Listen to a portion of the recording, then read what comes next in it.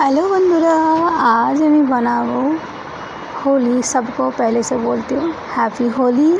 आज मैं बनाচ্ছি मांस, देसी मांस। ওর জন্য মশলা নিয়ে নিয়েছি। দেখো, তেজপাতা, শুকনো লঙ্কা, পাঁচফোড়ন, এলাচি और দারচিনি और কারি পাতা। ঠিক আছে, তেলের গরম হয়ে গেছে তেলটা, তার মধ্যে কারি পাতা তেলের মধ্যে সব কিছু দিয়ে দিলাম। মশলাগুলো, শুকনো মশলাগুলো, গোটা ফোড়ন। তারপর দিয়ে দিচ্ছি পেঁয়াজ। ঠিক আছে, তারপর সব পেঁয়াজগুলো দিয়ে দেবো। পেঁয়াজগুলো আগে কেটে ভালো করে ধুয়ে রেখে দিয়েছিলাম। দেওয়ার পর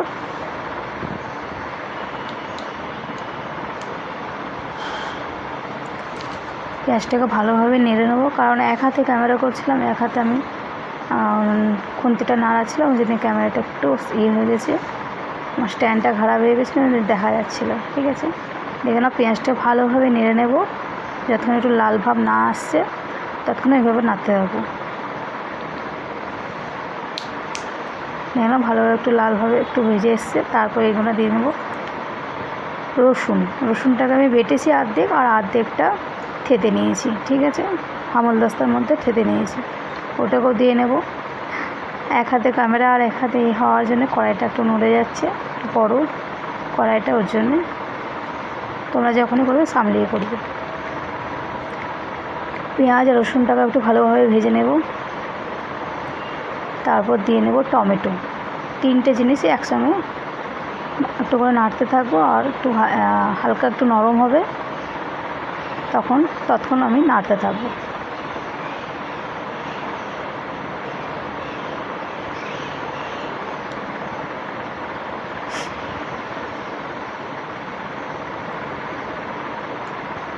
দেখে নাও, টমেটো আর এটা ভালোভাবে নাড়া হয়ে গেছে।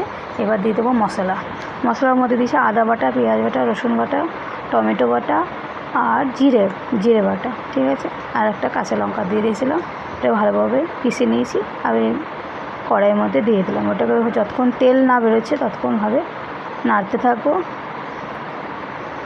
দেখে নাও, হালকা তেল বেরিয়ে গেছে। এরপর দিয়ে দেবো শুকনো মশলা, শুকনো লঙ্কা গুঁড়ো, হলুদ গুঁড়ো, জিরে গুঁড়ো, লঙ্কা গুঁড়ো আর ধনে গুঁড়ো আর চিনি, অল্প পরিমাণে একটু চিনি আর লবণ, স্বাদ অনুসারে লবণ। ঠিক আছে, সব মশলাগুলো দিয়ে ভালো করে নাড়াচাড়া করবো যতক্ষণ ভালোভাবে তেলটা না বাড়াচ্ছে।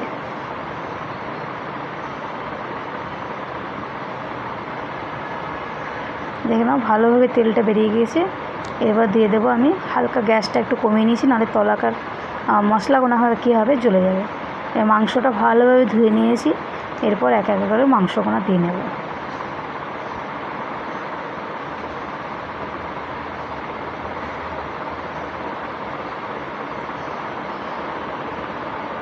আবার এটাকে নাড়াচাড়া করব।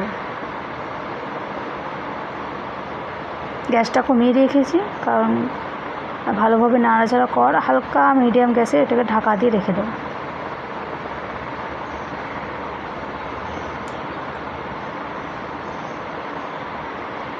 দেখে নাও, ঢাকা দিয়ে রেখে দিয়েছিলাম। হালকা হালকা তেল বেরিয়ে গেছে। এর মধ্যে আলুগুলো ভেজে রেখেছিলাম আমি, মাংসর মধ্যে আলুগুলো এবার দিয়ে দেবো। সব আলুগুলো দিয়ে দিতে এবার হালকা করে নেড়ে নেবো।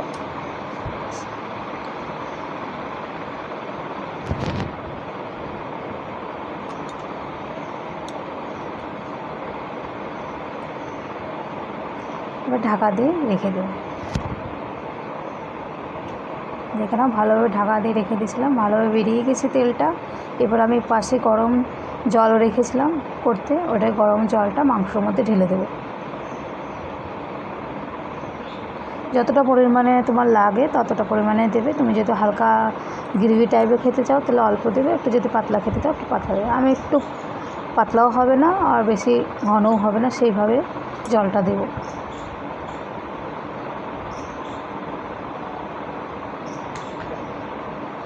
গরম জল দেওয়াতে মাংসর স্বাদটা একটু বেশি ভালো লাগে।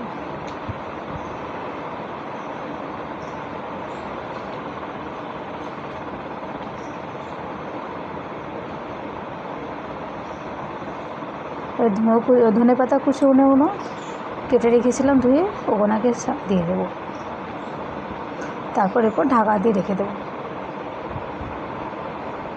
একটু নাড়াচাড়া করে নিলাম।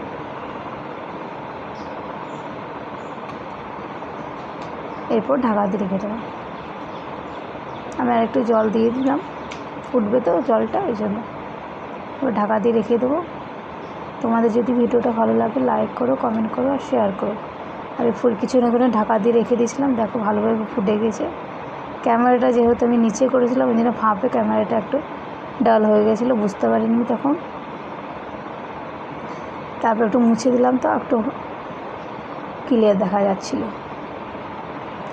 ভালোভাবে হয়ে গেছে, ফুটে গেছে। কারণ গরম জল দিয়েছিলাম, আর তারপর আমি আলুগুলো ভালোভাবে ভেজে নিয়েছিলাম। মাংসটা কষানোর সময়তেই মাংসটা অনেকটা হয়ে গেছে।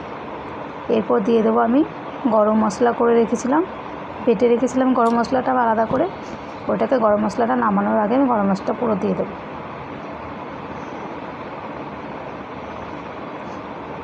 তো আজ আমার রেডি মাংস তৈরি হোলির দিনে।